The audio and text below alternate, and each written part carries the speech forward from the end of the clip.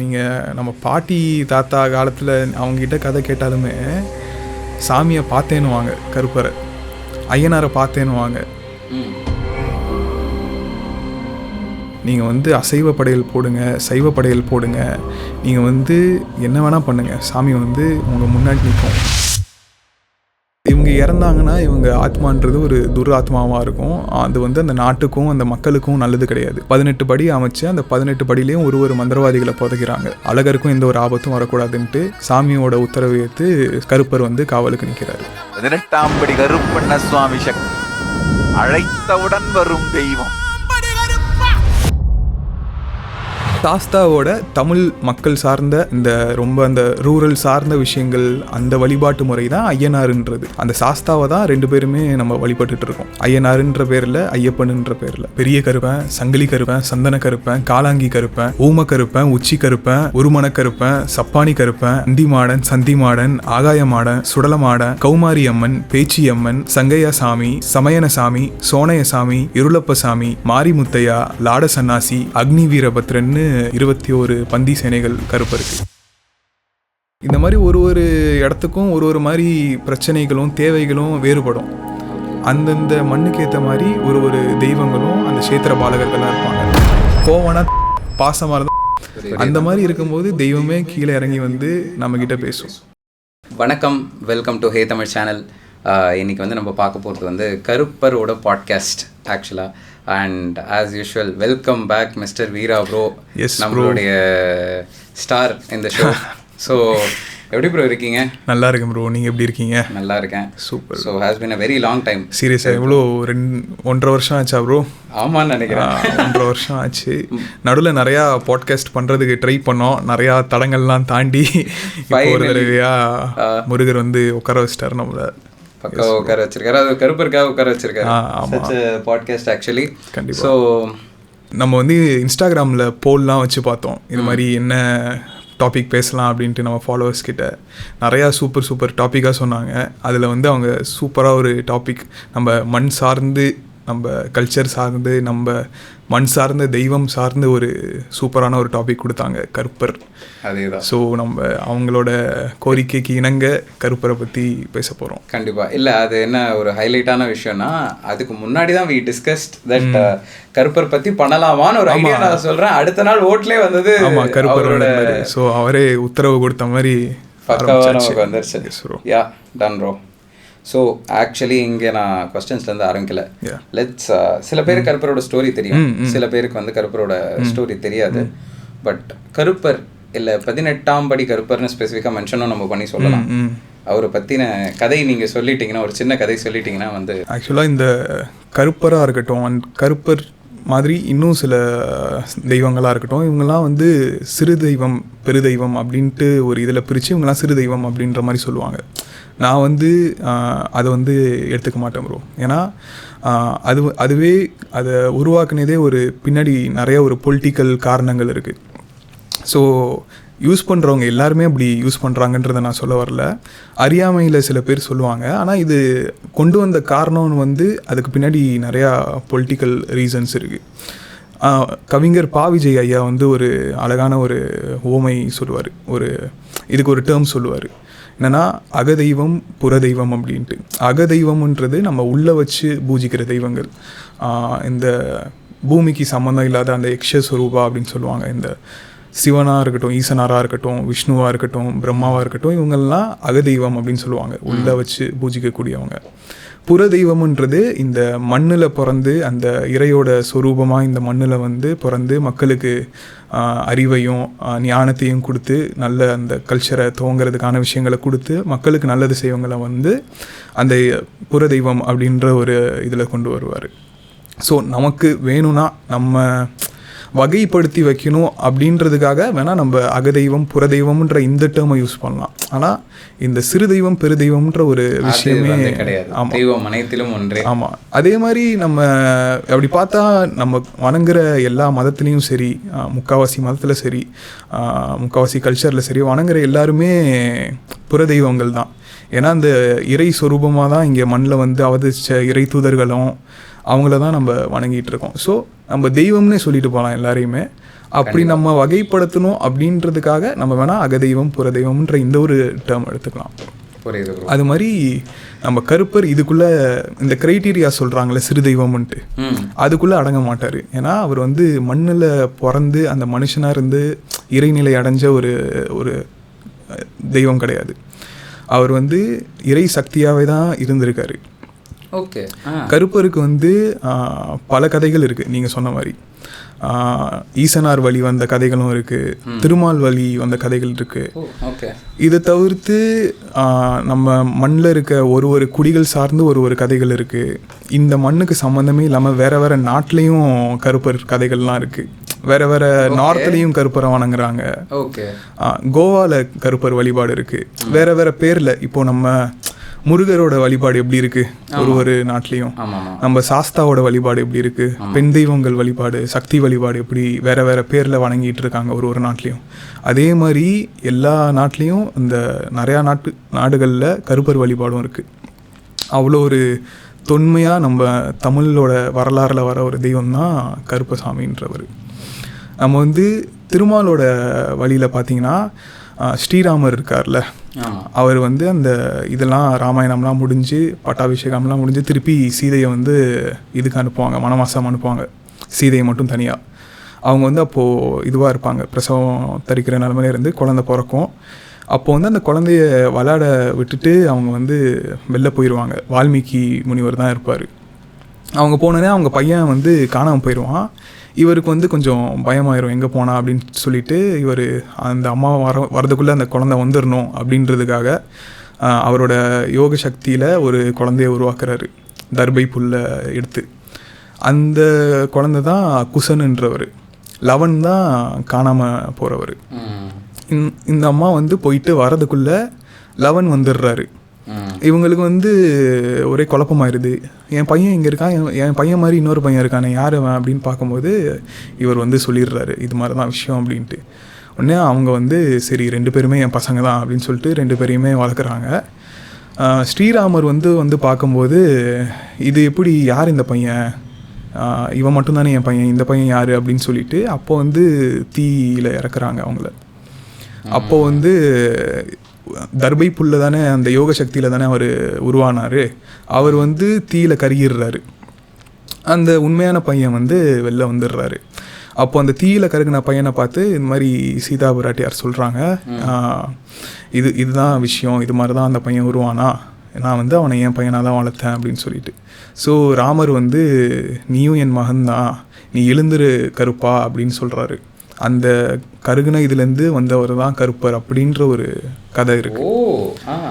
அது இல்லாமல் இன்னொரு திருமால் வழியில் வர கதை என்னென்னா, பார்க்கடல் கடையும் போது திருமாலோட ஒரு அம்சமாக வந்தவர் தான் கருப்பர் அப்படின்ற ஒரு கதை இருக்குது.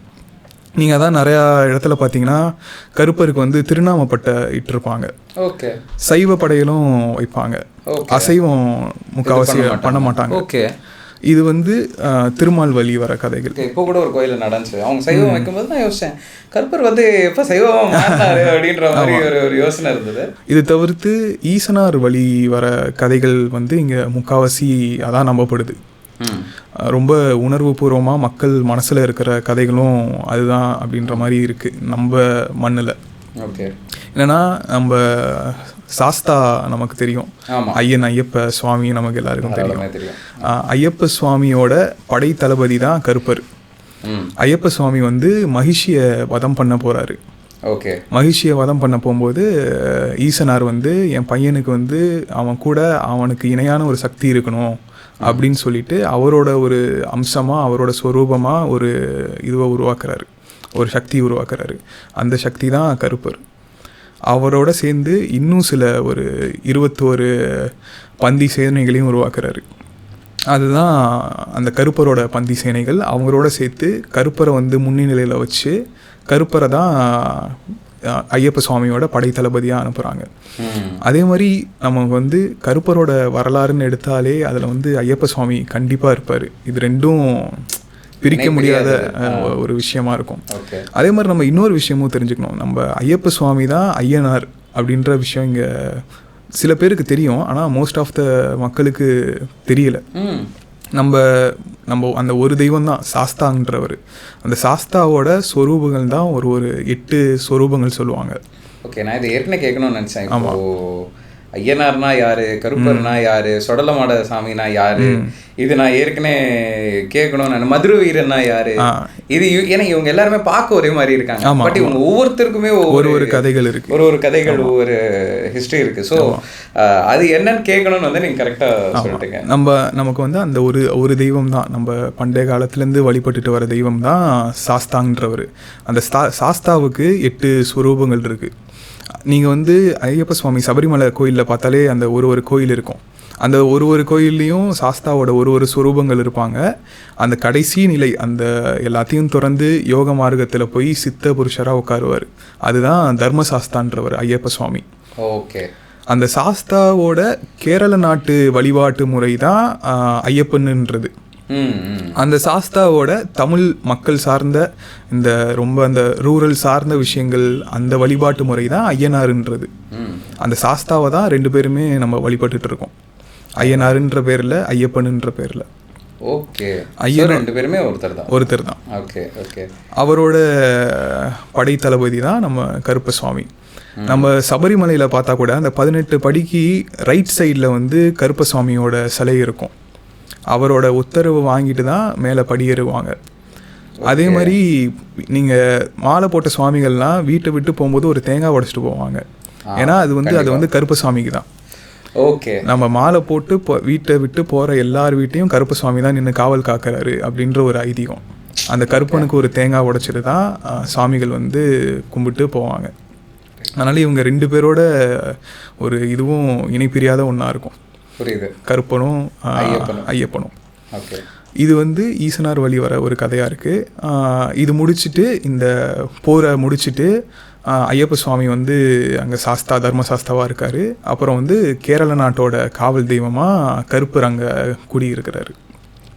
இப்போ வந்து இந்த கருப்பர் கேரள நாட்டிலேருந்து தமிழ்நாட்டுக்கு வந்து இந்த மக்களோட தெய்வமாக, இங்கே மக்களோட குலதெய்வமாக மாறின கதை வந்து ஏகப்பட்ட கதைகள் இருக்குது.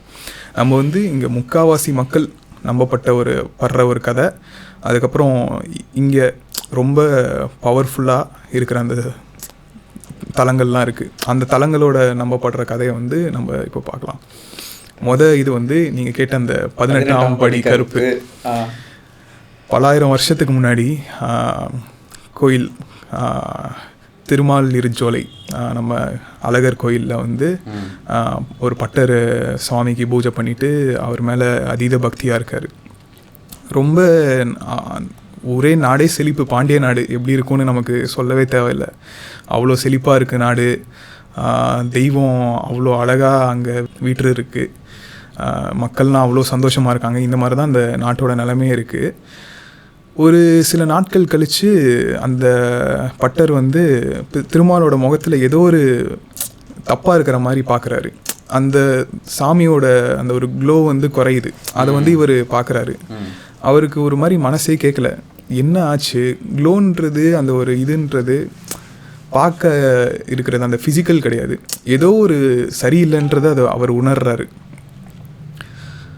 இது பார்க்கும்போது அவருக்கு தெரியுது இது இங்கே ஏதோ சரியில்லை அப்படின்றது. சரின்னு சொல்லிட்டு சாமிக்கிட்ட வேண்டிக்கிட்டு, இது வந்து ஒரு நாளும் படிப்படியாக குறைய ஆரம்பிச்சுக்கிட்டே இருக்குது. அவரோட சுவாமியோட பொலிவுன்றது கொஞ்சம் கொஞ்சமாக குறைஞ்சிக்கிட்டே வருது. இவருக்கு நாள் போக போக அது வந்து சரி வரல. சாமியை வேண்டிக்கிட்டு ஒரு நாள் ராத்திரி போய் தூங்குறாரு. ராத்திரி கனவுல வந்து சுவாமி வந்து ஒரு விஷயத்தை உணர்த்துறாரு. என்ன விஷயம்னா, சில நாட்களுக்கு முன்னாடி மலையாள தேசத்துலேருந்து ஒரு மன்னரும் அந்த மன்னரோட சில வேலையாட்களும் மாறு வேஷத்தில் வந்து பாண்டிய நாட்டுக்கு வராங்க.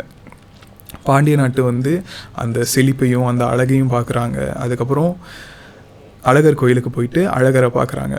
அழகர் பார்த்தா அவ்வளோ அழகாக இருக்கார். அவரோட சக்தி என்னன்றது அவங்களுக்கு புரியுது. அந்த சக்தியால் நாடே இவ்வளோ செழிப்பாக இருக்குன்றது அவங்களுக்கு தெரிய வருது. இதனால் அந்த மக்கள் அந்த மன்னர் வந்து பேராசைப்பட்டு என்ன பண்ணுறாருன்னா, இந்த அழகரை வந்து நம்ம ஊருக்கு கொண்டு வரணும் அப்படின்ற ஒரு இது நினைக்கிறார். இவர் வந்து அவர் நாட்டுக்கு போயிட்டு 18 மாந்திரிகர்களை, அந்த ஊரோட மாந்திரிகர்களை வர வைக்கிறாரு. மாந்திரிகர்களை வர வச்சு இந்த அழகரை இது பண்ணி மந்திரத்தால் கட்டி இங்கே கூட்டி வரணும் அப்படின்ற ஒரு விஷயத்த முடிவு பண்ணுறாரு. அந்த 18 மந்திரவாதிகளும் மன்னர்கிட்ட உத்தரவு கேட்டு அந்த நாட்டோட காவல் தெய்வமான கருப்பை கூட்டிகிட்டு போகணும் அப்படின்னு கேட்குறாங்க. ஓகே.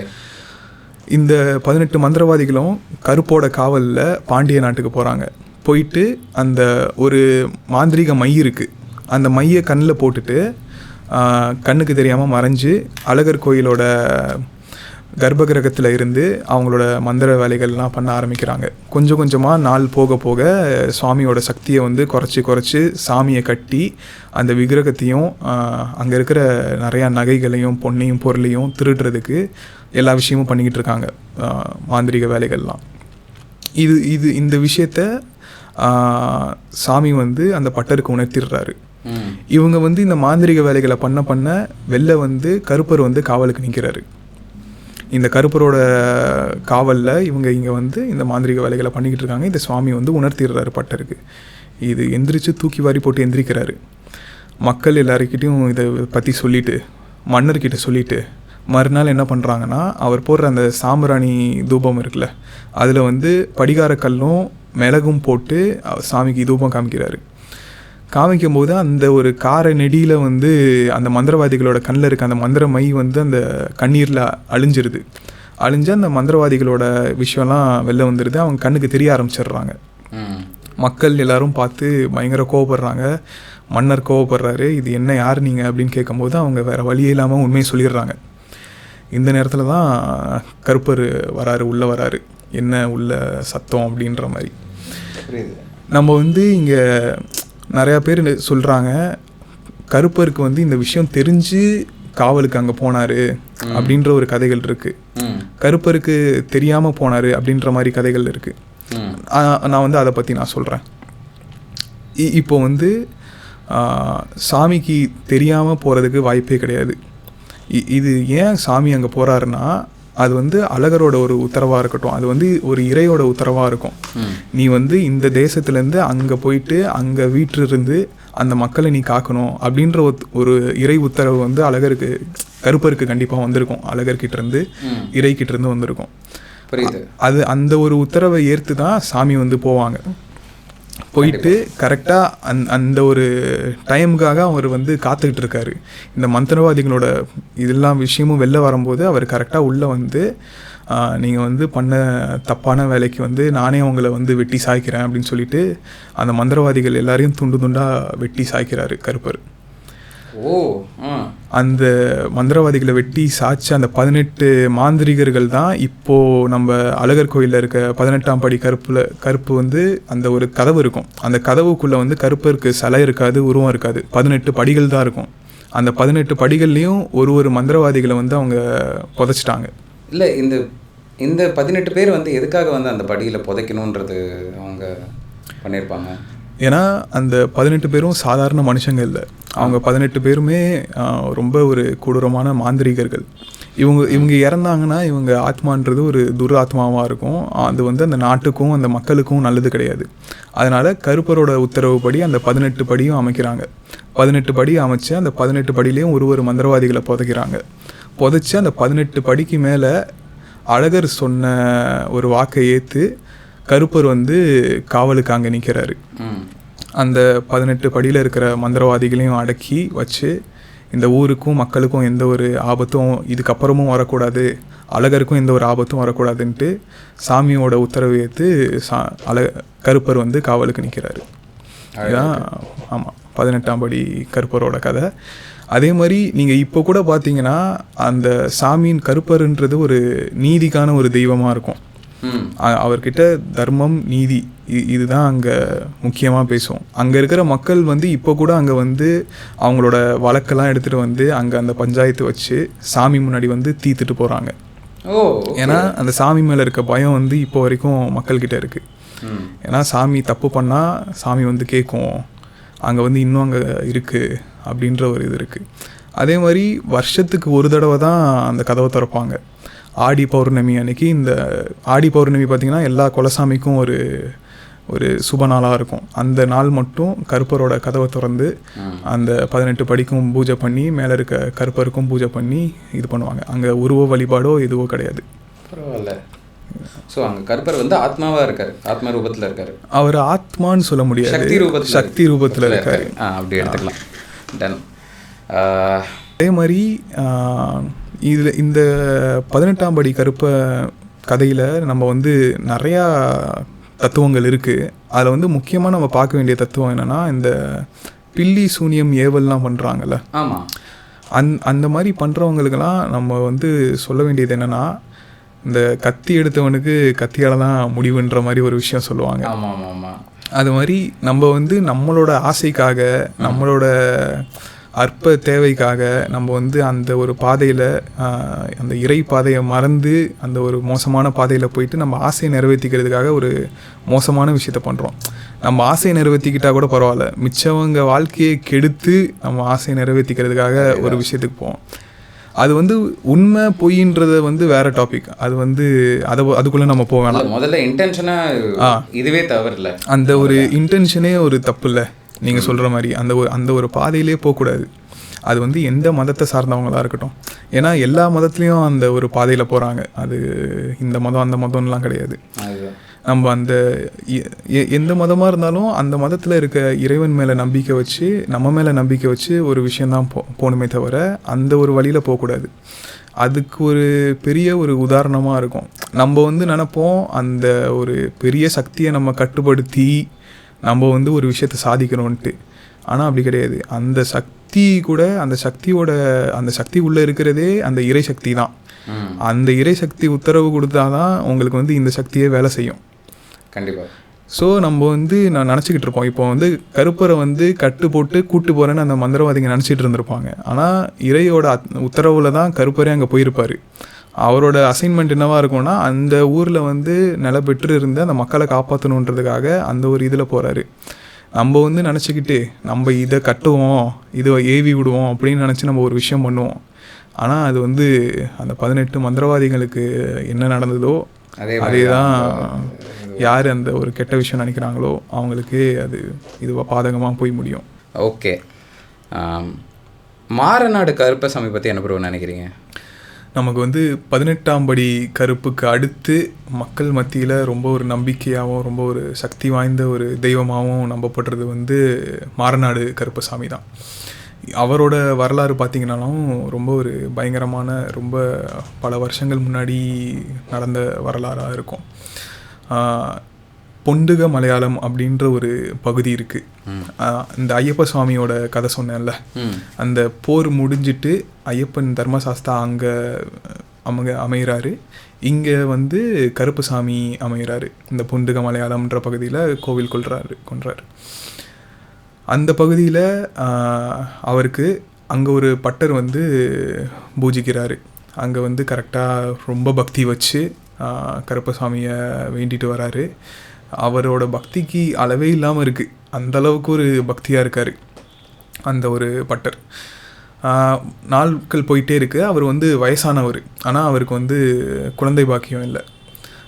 கருப்பர் வந்து ஒரு நாள் கனவுல வந்து சொல்கிறாரு, இது மாதிரி நான் வந்து உனக்கு குழந்தை வரம் தரேன், நீ வந்து எதுக்கும் கவலைப்படாதன்னு சொல்லும்போது இவர் சொல்கிறாரு, எனக்கு வயசு 60 ஆயிடுச்சு, இதுக்கப்புறம் எனக்கு எதுக்கு குழந்தை, அது மாதிரி சொல்லிட்டு, சரி நீயே கொடுக்குற, எனக்கு வந்து எனக்கும் குழந்தை மேலே ஆசை இருக்குது அப்படின்னு சொல்லிட்டு வேண்டிக்கிறாரு.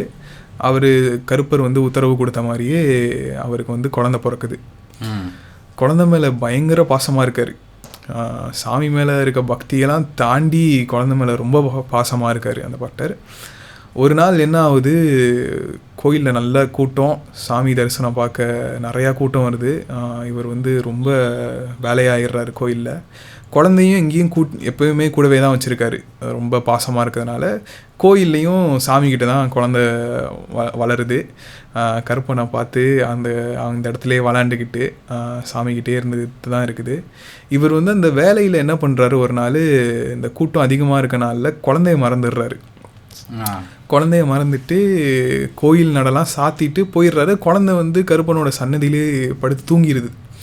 இவரும் மறந்து வீட்டுக்கு போயிட்டு அவங்க மனைவி கேட்கும் போது தான் இவருக்கே ஞாபகம் வருது, குழந்தை எங்கே அப்படின்னு கேட்கும்போது, ஐயோ சாமி அங்கேயே வச்சு இது பண்ணிட்டேனே, பூட்டிட்டேனே அப்படின்னு சொல்லிட்டு பதறி அடிச்சுட்டு அங்கே போகிறாரு.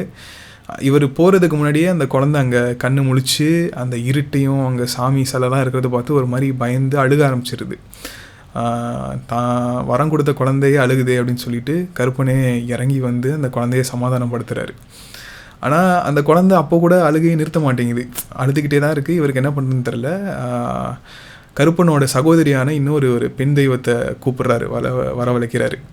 அவங்க வந்து குழந்தைய எப்படியோ சமாதானப்படுத்தி அமைதியாக இருக்க வச்சிடுறாங்க. இந்த தெய்வம் யாருன்னு தெரியுமா நமக்கு? இல்லை, அவங்க வந்து காளின்னு தான் சொல்கிறாங்க. Okay okay. அவங்க வந்து குழந்தைய சமாதானப்படுத்தி இது பண்ணிடுறாங்க. அந்த குழந்தையும் அழகாக வளர்ந்துக்கிட்டு இருக்கு அவங்க கூட. இந்த பட்டர் என்ன பண்ணுறாரு, பயத்தில் வந்து கதவை திறக்க முயற்சி பண்ணுறாரு. அப்போ வந்து அசரீரி கேட்குது கருப்பரோடது. நீ வந்து எதுக்கும் பயப்படாத, குழந்தை வந்து இங்கே தான் இருக்குது, அவன் வந்து என் சகோதரி கூட உன் குழந்தை விளாண்டுக்கிட்டு இருக்கான், நீ நாளைக்கு வழக்கம் போல் வந்து நடைய திறந்து உன் குழந்தைய நீ அழைச்சிட்டு போகலாம் அப்படின்னு கருப்பர் வந்து அசரீரி கொடுக்குறாரு. பட்டருக்கு வந்து அந்த பயத்தில் அவருக்கு என்ன பண்ணுறதுன்னு தெரில. அசரீரி கேட்டதுக்கு அப்புறமும் கதவை போட்டு உடைக்கிறாரு. கருப்பர் வந்து இன்னும் ஆவேசமாக ஆக ஆரம்பிச்சிடுறாரு. நான் தான் சொல்கிறேன்ல, நீ வந்து எதுக்கு இன்னும் கதவை உடச்சிக்கிட்டு இருக்க, நாளைக்கு உன் குழந்தை வந்துடும், நீ இப்போ திறக்கிறது வந்து நல்லது இல்லை கதவை, நீ வந்து இப்போவே போயிரு அப்படின்னு சொல்கிறாரு. பட்டர் வந்து அதையும் கேட்காம கோயிலோட நடைய காலை வச்சு எட்டி ஒரு உதைக்கிறாரு. கருப்பர் வந்து கோபமாகி அந்த குழந்தையோட உயிரை பறித்து வெளில கொடுக்குறாரு. பார்த்த கோவத்தில் ஆவேசத்தில் பட்டர், நீ தான் வரமாக கொடுத்த குழந்தைய, நீ எதுக்கு கொடுத்து நீயே இப்போ பறிச்சுக்கிற அப்படின்னு கோவப்பட்டு இவர் வெளில மக்கள்கிட்ட போயிட்டு, இது மாதிரி இந்த சாமி வந்து நல்ல சாமியே இல்லை, இந்த சாமி இந்த ஊர்லேயே இருக்கக்கூடாது அப்படின்னு சொல்லி மந்திரவாதிகளை மாந்திரிகர்கள்லாம் கூப்பிட்டு கருப்பரையும் சரி அந்த 21 பந்தி சேனைகளையும் ஒரு பெட்டியில் போட்டு மந்திர கட்டி இதெல்லாம் நடக்கும்போது அந்த ஊர் என்ன நிலமைனா, அந்த ஊரில் ஒரு துளி மழையும் இல்லை. ஓகே, மழையே இல்லாத ஒரு வறண்ட பூமி தான் அந்த காலமாக இருந்தது. அந்த பகுதியில் அந்த மந்திர கட்டி அந்த பெட்டியை வந்து நல்லா ஆழமான குழி தோண்டி அந்த பட்டர் வந்து உள்ளே புதைச்சி வச்சிடுறாரு. நீ எப்படி நான் வெளில வரேன்னு நான் பார்க்குறேன், நீ வந்து அப்படியே வெளில வந்தாலும் என்னோட கீழ்குடியில் இருக்கிறவன் தான் உன்னை வந்து எடுத்து பூஜை பண்ணுவான், நான் வந்து உயர்குடியில் இருந்தவன், ஆனால் என்னையே நீ மதிக்கலை அப்படின்னு கருப்பர்கிட்ட வந்து சவால் விடுறாரு. கருப்பர் வந்து சொல்கிறாரு, நீ வந்து உயர்ந்த குடி தாழ்ந்த குடின்னு பார்த்து ஒரு பேச்சு பேசுகிற, நீ வந்து சொன்னல சாபமாக கொடுக்குறல, அந்த கீழே இருக்க குடின்னு நீ சொல்லப்படுறவன் தான் என்னை எடுத்து உன்னோட பிரமாதமாக பூஜை கட்ட போகிறான் அப்படின்னு கருப்பர் வந்து அவரோட இதை சவால் விடுறாரு. அந்த மழையே வராத அந்த ஊரில் திடீர்னு அந்த வர்ண பகவானே பயந்து போய் இந்த மண்ணில் இவ்வளோ பெரிய சக்தி அடியில் இருக்கக்கூடாதுன்ட்டு மழை வருது. மழை வந்து மண்ணெல்லாம் அடிச்சுட்டு போய் அந்த பெட்டி வெளில வந்து அது வெள்ளத்தில் அடிச்சுட்டு போகுது. அந்த பெட்டியில் 21 பந்தி சேனைகளும் கருப்பர் கூட போய்கிட்டு இருக்காங்க. இவ்வளோ நாளை கருப்பரை பற்றி நம்ம பேசிகிட்டு இருக்கோம். இந்த 21 பந்தி சேனைகள் அப்படின்னு சொல்கிறீங்களா, அவங்க யார்?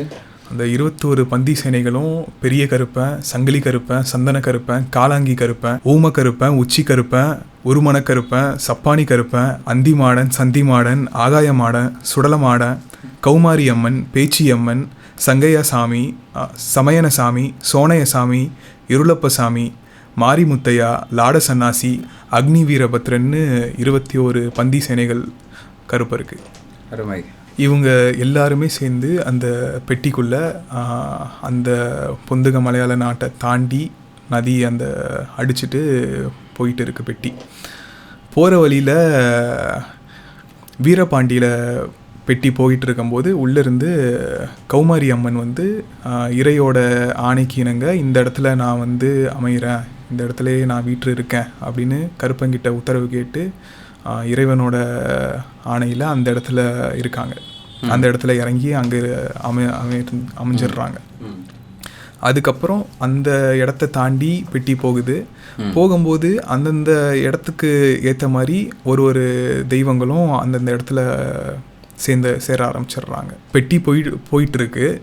மீனாட்சி பட்டினத்தோட மேற்கு எல்லையில் வந்து நம்ம சாஸ்தாவோட 2 பூதகணங்கள் வந்து கருப்பம் பெட்டியை மறைக்குது. மறிக்கும்போது கருப்பன் ஆவேசப்பட்டு வெளில வந்து அந்த பூதங்கள் கிட்ட சண்டை போட போகும்போது மாரி முத்தையா வெளில வந்து அந்த பூதங்களை அடக்கி கருப்பனை அமைதிப்படுத்தி சாஸ்தா கிட்ட ஐயனார்கிட்ட போய் சமாதானம் பேசி அந்த வழியை கேட்டு கருப்பங்கிட்ட வழி அமைச்சு கொடுக்குறாரு. அந்த இடத்துலையே மாரி முத்தையாவும் அமைஞ்சிடுறாரு. கருப்பம்பெட்டி போகுது. இந்த இடத்துல தான் நம்ம அந்த கள்ளழகர் கதையும் இங்கே வருது. ஓகே. இப்போது அந்த இடத்துக்கு பெட்டி போகுது. பெட்டி போயிட்டு இருக்கும்போது வனராக்காயி அம்மன் அழுகிற சத்தம் அந்த இடத்துல கேட்குது கருப்பருக்கு. கருப்பர் வந்து அது என்ன ஏதுன்ட்டு அவங்க கிட்ட போய் கேட்குறாங்க. அப்போ வந்து வனராக்காயி வந்து சொல்கிறாங்க, இந்த 18 மாந்திரிகர்களும் அங்கே அழகரை தூக்குறதுக்கு வேலை செஞ்சுக்கிட்டு இருக்காங்க, நாட்டை கெடுக்கிறதுக்கு வேலை செஞ்சுக்கிட்டு இருக்காங்க, நீ வந்து காப்பாற்றணும் அப்படின்னு வனராக்காயி சொல்ல கருப்பர் போய் அவங்கள கண்டந்துண்டமாக வெட்டி அந்த 18 படி கதையும் அங்கே நடந்து அப்போ வந்து அழகர் வந்து சொல்கிறாரு, நீ வந்து இங்கே எனக்கு காவலாக இருந்துட்டு. அப்போ கருப்பர் வந்து அழகர்கிட்ட, நான் வந்து என் அம்சத்தை இங்கே விட்டு போகிறேன், நீங்கள் வந்து எப்போ நீங்கள் கேட்குறீங்கனாலும் நான் இங்கே வந்து நிற்பேன் அப்படின்னு கருப்பர்கிட்ட சொல்லி அவரோட அம்சத்தை அங்கே விட்டுட்டு பெட்டி வந்து நகருது. பெட்டி இப்போது போய் சேர்கிற இடம் தான் மாரநாடு. இப்போது மாரநாட்டு கம்மாயில் வந்து பெட்டி அடைஞ்சிருது. இப்போது அங்கே வந்து கம்மாவில் போய் பெட்டி அடைகிறதுனால அங்கே பெரிய ஒரு பிரச்சனை ஆகுது. ஏன்னா கம்மா உடச்சிக்கிட்டு வந்தால் ஊரே முடிஞ்சிடும். அதனால் ஊரில் இருக்க பசங்கள்லாம் இதில் கம்மாயில் இறங்கி அந்த பெட்டி எடுக்க பார்க்குறாங்க. யாராலையும் எடுக்க முடியல. அது எந்த இடத்துல இருக்கணும்னு தெரில. அப்போ அந்த ஊர் ஜனங்கள்லாம் கூடி வேடிக்கை பார்த்துக்கிட்டு இருக்காங்க. அப்போ வந்து கருப்பாயின்னு ஒரு அம்மா, அவங்க கணவனை இழந்த ஒரு அம்மா வராங்க அவங்க பையனோட. அவங்க உடம்புல வந்து அருள் வந்து சாமியாடி அவங்க கம்மாயில் குதித்து அந்த பெட்டி எடுக்கிறாங்க. பெட்டி எடுத்து உள்ளே வந்து கருப்பனோட அந்த பொருள்கள்லாம் இருக்குது, கட்டுப்பட்ட அந்த பொருள்கள்லாம். இதை வெளில எடுத்து அந்த கருப்பாயோட பையன்தான் கட்டையன்ன்றவர். ஓகே. இந்த பெட்டியை திறக்கும்போது அந்த இடத்துல ஆலமரத்துக்கு கீழே ஒரு புத்து இருக்குது. அந்த பெட்டியிலேருந்து அந்த புத்துலேயே போய் கருப்பன் குடியிருக்கிறாரு. ஓ. அந்த புத்து தான் இப்போது நம்ம மாரநாடு கருப்பசாமி கோயிலாக வச்சு வழிபட்டுட்டு இருக்காங்க. ஓகே. அங்கேயும் கருப்பனுக்கு உருவம் கிடையாது. அந்த புத்தில் தடவுன சந்தனத்தை தான் கருப்பனாக வழிபட்டுக்கிட்டு இருக்காங்க. அந்த கருப்பாயோட பையன் இருக்கார்ல கட்டையன், ஆமாம், அவர் தான் முதல் கோடாங்கி, முதல் பூசாரி அந்த கோயிலுக்கு. ஓகே. இதில் இப்போ வரைக்கும் என்ன ஒரு அதிசயம் நடந்துக்கிட்டு இருக்குன்னா, அந்த கோயிலோட கோடாங்கியும் பூசாரியும் அவங்கவுங்களா மக்கள் தேர்ந்தெடுக்க மாட்டாங்க. கருப்பனே வந்து தேர்ந்தெடுப்பார். கருப்பனோட அருவா, கருப்பனோட சலங்கை, இது மாதிரி கருப்பரோட பொருள் எல்லாம் மறைச்சி வச்சிருவாங்க. ஓகே. இப்போ வரைக்கும் அந்த சடங்கு நடந்துக்கிட்டு இருக்கு. ஒரு கோடாங்கி தவறி போகும்போதும் இன்னொருத்தங்க யாரை நியமிக்கிறாங்களோ அவங்க உடம்புலாம் கருப்பன் இறங்குவார். இறங்கி உண்மையான யார் உடம்புல கருப்பன் இறங்குறானோ அவனோட பொருளை கருப்பரே போய் கண்டுபிடிப்பார். ஓகே. அந்த கண்டுபிடிக்கிறவர் தான் அடுத்த கோடாங்கி. இப்போ வரைக்கும் அந்த ஒரு கலாச்சாரம் போயிட்டு இருக்கு. பரவாயில்ல. அதே மாதிரி இங்கே இருக்கிற மாரநாட்டு கருப்ப கோயில்லையும் பல வழக்குகள் தீர்க்கப்படுது. பல விஷயங்களுக்கு பதில் கிடைக்குது. ஓகே. அதே மாதிரி கருப்பருக்கு அங்கே உருவமே கிடையாது. அங்கே வந்து கோயில் கோபுரத்தில் ஒருத்தர் சிலை இருக்கும். அவரும் அந்த கட்டையும் இருக்கார்ல, அவரோட சிலை தான் கோயில் கோபுரத்துலேயும் வச்சுருக்காங்க. ஓகே. இப்போ வரைக்கும் அங்கே கருப்பருக்கு எந்த ஒரு உருவ வழிபாடும் கிடையாது, அருவ வழிபாடு தான். பரவாயில்ல. கருப்பர் நிறைய இடத்துல உருவ வழிபாடே இல்லாமல் இருக்காங்க ஆல்மோஸ்ட். ஆக்சுவலாக ஒருவேளை தான் அந்த ஒரு அவர் வந்து ரொம்ப வேகமாக ரெஸ்பாண்ட் பண்ணுவாருன்றது சொல்கிறாங்களே. ஏன்னா இது இவரு கூட சொல்லியிருந்தாரு, நித்யானந்தர் கூட 18ஆம் படி கருப்பை கூப்பிட்டா இந்த நிமிஷம் வந்து நிற்பார். அது ஏன்னு பார்த்தீங்கன்னா, இப்போது எல்லா தெய்வங்களுக்கும் சக்தி இருக்குது. எல்லா தெய்வங்களும் நம்ம கேட்குறது தான் கொடுப்பாங்க கண்டிப்பாக. ஆனால் இப்போது நீங்கள் பார்த்தீங்கன்னா முருகரே ஒரு இடத்துலையும் ஒரு ரூபத்தில் இருப்பார். இப்போது பழனி ஆண்டி ரூபத்தில் ஒரு இடத்துல இருப்பார்.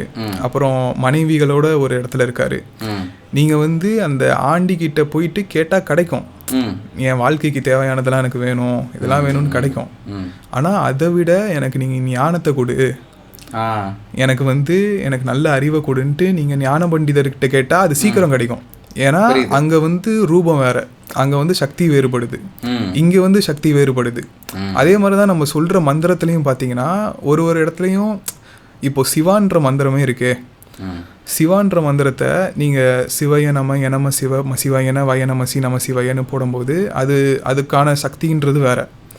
அந்த சிவான்ற மந்திரத்தை தான் இந்த வாமாச்சாரம் பண்ணுறவங்களாம் வசி மசி நசின்னு யூஸ் பண்ணுவாங்க. அப்போ நீங்கள் சொல்லும் போது அதோட வீரியன்றது வேற. அது மாதிரி ஒரு இடத்துக்கையும் நம்ம அதை ரிசீவ் பண்ணுற மாதிரி இல்லை நம்ம அதை உபயோகப்படுத்திக்கிறதுக்கு மாதிரி அதோட சக்தி வந்து வேறுபடுது. புரியுது. இப்போ அதே மாதிரி தான் மற்ற தெய்வங்கள் கிட்ட கேட்டால் நீங்கள் கேட்குறது தான் கிடைக்கும். ஆனால் அதாவது ஃப்ரீக்வன்சி மாறும். ஃப்ரீக்வன்சி மாறும். இவங்க கிட்ட ஏன் சீக்கிரம் கிடைக்குதுன்னா இவங்க வந்து அதுக்காக தான் இங்கே வர வச்சுருக்காங்க, படைக்கப்பட்டிருக்காங்க, இங்கே இறைவனால் இருக்க வைக்கப்பட்டிருக்காங்க. அந்த ஒரு ஃப்ரீக்வன்சி ஆஃப் சக்தி வந்து அந்த ஒரு ரூபத்தில் இருக்குது. இவங்க கிட்ட ரொம்ப சீக்கிரமாக கிடைக்கும். இவங்க பேர் தான் அந்த க்ஷேத்திர பாலகர்கள்னு சொல்கிறாங்க. ஓகே. அந்த ஒரு க்ஷேத்திரத்துக்கும் அந்த ஒரு மக்களுக்கான ஒரு தெய்வமாக அந்த இறைவன் வந்து ஒரு மண்ணுக்கான தெய்வங்களை கொடுத்துருப்பாரு. ஓகே. அந்த மண்ணுக்குள்ள இருக்க மக்களுக்கு என்ன வேணும், அந்த மண்ணுக்குள்ள இருக்க மக்களுக்கு என்ன பிரச்சனை இருக்கு, அவங்களுக்கு வந்து விவசாயத்தில் பிரச்சனை இல்லை திருடங்க போடுறாங்க, இந்த மாதிரி ஒரு இடத்துக்கும் ஒரு மாதிரி பிரச்சனைகளும் தேவைகளும் வேறுபடும். அந்தந்த மண்ணுக்கு ஏற்ற மாதிரி ஒரு தெய்வங்களும் அந்த க்ஷேத்திர பாலகர்களாக இருப்பாங்க. ஆக்சுவலாக நீங்கள் சொன்ன கான்செப்ட் தான் வந்து இதில் வந்து 2 தெய்வமாக காட்டியிருந்தாங்கல்ல. கரெக்டாக காந்தாரால பஞ்சுருளி இருக்குவாங்க, க்ஷேத்திரபாலரா அவர் பேர் என்ன, குளிகா இருப்பார். குளிகா இருப்பார். ஸோ அது இருப்பார். ஆனால் இந்த டேர்ம் வந்து பைரவர்கிட்ட தான் நம்ம மோஸ்ட்டாக கேள்விப்பட்டிருக்கேன். ஆமாம், பைரவரும் க்ஷேத்திர பாலகர் தானே. இப்போ கருப்பர் மாதிரி இல்லை இவங்க பஞ்சுருளி மாதிரி அவர் வந்து கருப்பர் வந்து அந்த க்ஷேத்திரத்துக்கான க்ஷேத்திர பாலகர். ஓகே ஓகே, புரியுது. இப்போ இதுல போனா கூட ஏதாவது ஒரு அம்பாள் இதுல போனா கூட முனீஸ்வரர் வெளில நிக்கிற மாதிரி சொல்றாங்க. ஆமா. ஓகே. இப்போ அதேதான். இப்போ நம்ம பைரவர் கிட்ட கேட்கறதோட ஃப்ரீக்வன்சி வேற மாதிரி இருக்கும், இல்லை காசி விஸ்வநாதர் கிட்ட கேட்குற இது வேறையா இருக்கும். ரூபங்கள் வேறுபடுது, மந்திரங்கள் வேறுபடும், அவங்க கிட்ட இருந்து நம்ம ரிசீவ் பண்ற விஷயங்களும் வேறுபடும். Right right right. Nice bro. அதே மாதிரி சொல்லுங்கள். அதே மாதிரி நீங்கள் பார்த்தீங்கன்னா இப்போ வரைக்குமே நீங்கள் நம்ம பாட்டி தாத்தா காலத்தில் அவங்ககிட்ட கதை கேட்டாலுமே சாமியை பார்த்தேன்னுவாங்க, கருப்பரை ஐயனாரை பார்த்தேன்னுவாங்க. இந்த நேரத்துக்கு மேலே நீ வெளில போகக்கூடாது, சாமி வந்து அடிச்சிரும். நானே கேட்டிருக்கேன். எங்கள் ஊரில் எங்கள் ஊர் வந்து அம்மாவோட ஊர் வந்து நச்சாந்துப்பட்டி.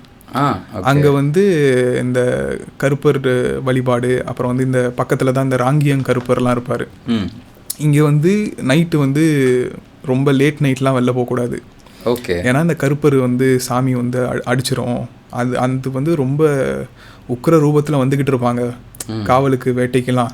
அந்த உக்கிர ரூபத்தில் இருக்கும்போது நேரில் போகக்கூடாது, அந்த ஃப்ரீக்குவன்சியை நம்மளால் தாங்க முடியாதுன்ற ஒரு விஷயம் மாதிரி அவங்களோட ஒரு மொழியில் சொல்லுவாங்க. இப்போ வரைக்கும் நீங்கள் வந்து பாட்டி தாத்தா அந்த வயசில் இருக்கவங்ககிட்ட கேட்டிங்கன்னா அவ்வளோ கதை சொல்லுவாங்க. அவங்க இத்தனை வயசு கடந்து நம்மக்கிட்ட போய் சொல்லணுன்ற அவசியம்லாம் ஒன்றும் கிடையாது. கண்டிப்பாக. ஏன்னா அவங்க வந்து அந்தந்த ஊரில் நம்ம இப்போ இருக்கிற மாதிரி இங்கே பில்டிங்கோ இல்லை அது மாதிரிலாம் இருக்காது. ஊர், காடு, கோயில், அந்த வீடு, அந்த மாதிரி தான் இருக்கும். அந்த இடத்துல அவங்க எக்ஸ்பீரியன்ஸ் பண்ணுற, இப்போ வரைக்கும் எக்ஸ்பீரியன்ஸ் பண்ணிக்கிட்டு இருக்க விஷயமே வேறு. இப்போ சில விஷயங்கள்லாம் நம்ம உங்களுக்கே தெரியும், வெளிலே சொல்ல முடியாது. நம்மளாலே சில விஷயங்கள் வந்து உணர முடியும். எக்ஸாக்ட்லி. இல்லை சொன்னாலும் புரியாது. ஆமாம், அது ஒரு விஷயம் இருக்குது. அதில் நிறைய கேள்விகள், நிறையா விஷயம் வரும். சம்திங்ஸ் ஆர் பியாண்ட் லாஜிக், அதான் ஒன்று. பட் ஆக்சுவலாக வந்து சிட்டி சைடுன்றது வந்து நமக்கு ரொம்ப இந்த வைப்ரேஷன் அண்ட் ஃப்ரீக்வன்சி இல்லாமல் ரொம்ப ஓரளவுக்கு அது ஒரு கரப்டடாக இருக்கா அந்த பிளேஸு. அதனால தான் நம்மளால் இந்த ஈவெண்ட்ஸ்லாம் பார்க்க முடியலையா? இல்லை கண்டிப்பாக ப்ரோ. இப்போது நம்ம கோயிலில் வந்து எதுக்கு சேர்றோம்? தெய்வம் வந்து எல்லா இடத்துலையும் தான் இருக்குது. நம்ம தூண்லேயும் இருக்குது, துரும்புலையும் இருக்குதுன்னு தான் சொல்கிறோம். ஆனால் கோயிலில் என்னென்னா அந்த ஒரே மைண்டில் இருக்க பீப்புள் வந்து ஒன்றா சேர்றாங்க. அப்போ வந்து அந்த ஃப்ரீக்வன்சி வேறுபடுது. இங்கே நார்மல் சிட்டியில் இருக்கவன் ஒருத்தனுக்கும் ஒரு திங்கிங் இருக்கும். இப்போது ஒரு நல்ல ஒரு மனசு இருக்கிறவங்க, நல்ல பேசுகிறவங்க கிட்ட, நல்ல அன்பு செலுத்துகிறவங்க கூட நம்ம இருந்தாலே நம்மளோட மனசு வந்து எவ்வளோ நல்லா இருக்குது. இதுவே ஒருத்தங்க கெட்டது நினைக்கிறவங்க கூட அவங்க பேசலைனாலும் கூட இருக்கும்போதே நமக்கு ஏதோ ஒரு விஷயம் ஒரு அன்கம்ஃபர்டபுளாக ஃபீல் ஆகும். தாராளமாக அந்த வைப்ரேஷன், அந்த ஒரு ஃப்ரீக்வன்சி வேறுபடுத்து பாருங்கள். இது மாதிரி இங்கே சிட்டியில் இருக்கிறவங்களோட அந்த ஒரு திங்கிங் எல்லாம் கெட்டவங்களா இருக்காங்கன்றதை நான் சொல்ல வரல. நம்ம பேசிக்கிட்டு இருக்க, ஆமாம், இயற்கையிலேருந்து தள்ளிக்கிட்டு இருக்காங்க. நம்ம பேசிக்கிட்டு இருக்க விஷயத்துக்கு ஆப்போசிட்டாக இருப்பாங்க. அவங்களோட கோலுன்றது, அவங்களோட டெஸ்டினேஷன்ன்றது வேறையாக இருக்கும், அவங்களோட தேவைகள்ன்றது வேறையாக இருக்குது. ஸோ இந்த மாதிரி இடத்துல வந்து அதுக்கான வேலைகளே இருக்காது. நீங்கள் வந்து ஆனால் இந்த கிராமங்களில் அந்த சைடு ஊர் பக்கம்லாம் போய் பார்த்தீங்கன்னா அவங்களுக்கு பெரிய தேவைகளே இருக்காது. என்ன பண்ணுவாங்க, விவசாயம் பண்ணுவாங்க, சாப்பிடுவாங்க, இல்லை சின்ன சின்ன வியாபாரம் பண்ணி விற்பாங்க. சாமிக்கிட்ட வந்து பெரிய அந்த ஒரு இங்கே வந்து என்னென்னமோ பண்ணுறோம், ஆச்சாக்கு பூச்சாக்குன்னு என்னென்னமோ பண்ணிக்கிட்டு இருப்போம். ஆனால் அதெல்லாம் பண்ண மாட்டாங்க. சும்மா இப்போ நம்ம பேசிக்கிட்டு இருக்க மாதிரி பக்கத்தில் கருப்பன் கூட உட்காந்து தாத்தா பேசிக்கிட்டு இருப்பார். புரியுது. பாட்டி வந்து பேசிக்கிட்டு இருப்பாங்க, திட்டிக்கிட்டு இருப்பாங்க. அவங்க வந்து அந்த இறையோட ஒன்றா சேர்ந்து வாழ்ந்துக்கிட்டு இருக்காங்க. கோவனா திட்டுவாங்க, பாசமாக இருந்தால் கன்னத்தை உருகி முத்தம் கொடுப்பாங்க, அந்த ஒரு இதில் இருப்பாங்க. அந்த மாதிரி இருக்கும்போது தெய்வமே கீழே இறங்கி வந்து நம்மக்கிட்ட பேசும்.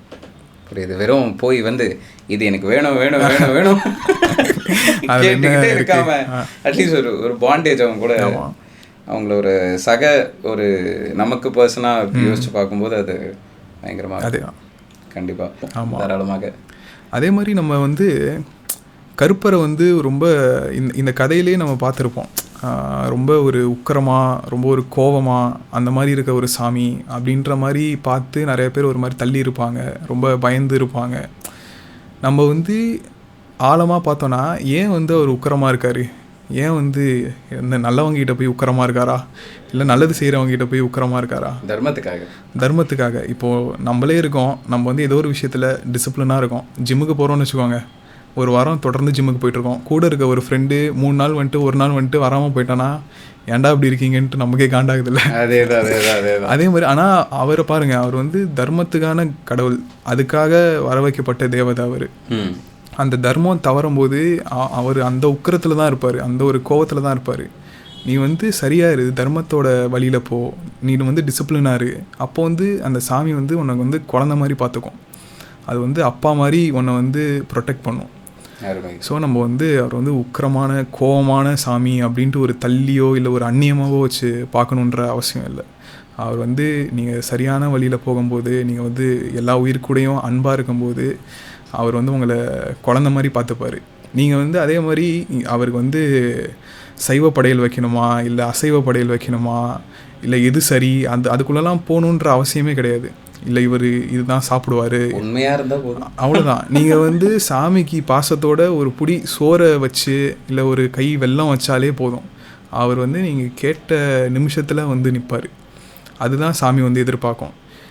நீ வந்து இதுவே ஒரு பெரிய ஒரு பொலிட்டிக்கலாக ரொம்ப இதுவாக பெருசாக போயிட்டுருக்கு. நீங்கள் வந்து கொலசாமிக்கு வந்து கடா வெட்டுறது தப்பு, கொலசாமிக்கு கோழி வெட்டுறது தப்பு, இது மாதிரி அசைவ படையல் போடாதீங்க அப்படின்ட்டு. ஒரு மக்களும் ஒரு மண் சார்ந்த ஒரு விஷயமாக தான் அந்தந்த ஊரில் அந்தந்த வழிபாடு போயிட்டுருக்கு. அந்தந்த மக்கள்கிட்ட என்ன இருக்கோ அதை தான் சாமிக்கு படைக்கிறாங்க. அந்தந்த மக்கள் என்ன காலங்காலமாக சாப்பிட்டுட்டு வந்தாங்களோ, எப்படி அவங்களோட வாழ்வியல் இருக்கோ அந்த மாதிரி தான் அந்த சாமியை கும்பிட்டானுங்க. இப்போ நீங்கள் பார்த்தீங்கன்னா ராமாயணத்தில் வந்து ஸ்ரீராமர் வந்து அசைவம் சாப்பிட்டாருன்ட்டுருக்கு. அது வந்து நம்ம தப்புன்னு சொல்ல முடியுமா? கண்டிப்பாக நீங்களும் சரி நானும் சரி நம்மலாம் வந்து சைவம் தான், நம்ம வெஜிடேரியன் தான். அது வந்து வேறு விஷயம், வேறு நோக்கம். நம்மளோட ஒரு இதுன்றது வேறு. நம்ம அதுக்காக சாப்பிட்றவங்கள போயிட்டு நீங்கள் ஏன் சாப்பிட்றீங்கன்னு பண்ணக்கூடாது. அவங்களோட புரிதலில் அவங்களுக்கு என்ன வேணுமோ, அவங்களோட பாதை வேறையாக போகணும் அப்படின்னு அவங்க முடிவு எடுத்தால் அவங்க மாறிக்கிட்டோம். கண்டிப்பாக. இல்லைனா அவங்களோட தட்டில் என்ன இருக்குன்ட்டு முடிவு பண்ணுறது வந்து நம்மளோட விஷயம் கிடையாது. கண்டிப்பாக. இல்லை, நீங்கள் சொன்ன ராமர்தே வந்து அவர் ஏன் அப்படி சாப்பிட்டாரு அப்படின்னு பார்த்தீங்கன்னா, அவர் ஒரு சத்திரியர். மீன்ஸ் இது நம்ம ஜாதி ரீதியாக பார்க்கணும், அவரோட தொழில் ரீதியாக பார்க்கணும். தொழில் ரீதியாக பார்த்தா அவர் வந்து போருக்கு போகிறவர். அப்போ போருக்கு போகும்போது அவர் தன்னை வந்து ஒரு ஸ்ட்ராங்காக வச்சுக்கிட்டா தான் அவரால் வந்து செயல்பட முடியுன்றதுனால ஆஃப்கோர்ஸ் அவர் அது சாப்பிட்டு தான் ஆகணும். சாப்பிட்டு தான் சத்திரியர்கள் சாப்பிடுவாங்க. ஆனால் ராமர் வந்து அந்த ராமாயணத்தில் எப்படி வரும்னா, அந்த சாப்பிட்ட 2 இடமுமே ராமரோட பக்தர்கள் வந்து அவருக்கு வந்து ஆஃபர் பண்ணுவாங்க பாசத்தோட பக்தியோட. குகன் வந்து மீன் வந்து கொடுப்பாரு. அவர் குகன் மாதிரி ஒரு பக்தர், ஆஞ்சநேயர் மாதிரி ஒரு பக்தர் குகன்ன்றவர். அவர் பக்தியில் மெச்சு ராமர் வந்து அந்த மீன் எடுத்து சாப்பிடுவார். நீங்கள் வந்து தெய்வத்துக்கு என்ன வேணால் கொடுக்கலாம், நீங்கள் வந்து அசைவ படையல் போடுங்க, சைவ படையல் போடுங்க, நீங்கள் வந்து என்ன வேணால் பண்ணுங்கள், சாமி வந்து உங்கள் முன்னாடி நிற்கும். சாமிக்கு தேவைன்றது நீங்கள் பாசமாக என்ன தரீங்க அப்படின்றது தான். அவரும் கிட்டத்தட்ட இந்த ஒரு குலதெய்வம் மாதிரி அந்த ஒரு இதில் தான் மரபில் தான் வருவார். அதை வந்து அவர் தான் முதல் அந்த குலதெய்வம் கான்செப்டில் வர ஒரு இறைவன்னு சொல்லலாம். ஓகே, முருகன்றவர். ஏன்னா இந்த குலதெய்வ வழிபாடு எப்படி வந்ததுன்னு பார்த்தீங்கன்னா, இந்த நடுகள் வழிபாடு தான் குலதெய்வ வழிபாடுன்றது. நம்ம இந்த நடுகள் வச்ச அந்த வீரர்களாகவும் சரி, இல்லை இந்த மண்ணில் வாழ்ந்து இறைநிலை அடைஞ்சவங்களாக இருக்கணும் சரி, நம்ம தமிழர் மரபு என்னென்னா நடுகள் வைக்கிறது. இப்போது இந்த ஐயனாருக்கும் சரி, இந்த மதுரை வீரருக்கும் சரி, இவங்க எல்லாத்துக்குமே நடுகள் மரபில் வரவங்க தான் இவங்க எல்லாம். நம்ம ரொம்ப ஆதியில் இருக்கிற ஒரு நடுகள் யாருக்கு இருக்குன்னு பார்த்தீங்கன்னா நம்ம முருகனுக்கு தான். நம்ம சாலுவான் குப்பத்தில் கிடைச்ச ஒரு நடுகள், வேல் நடுகள்.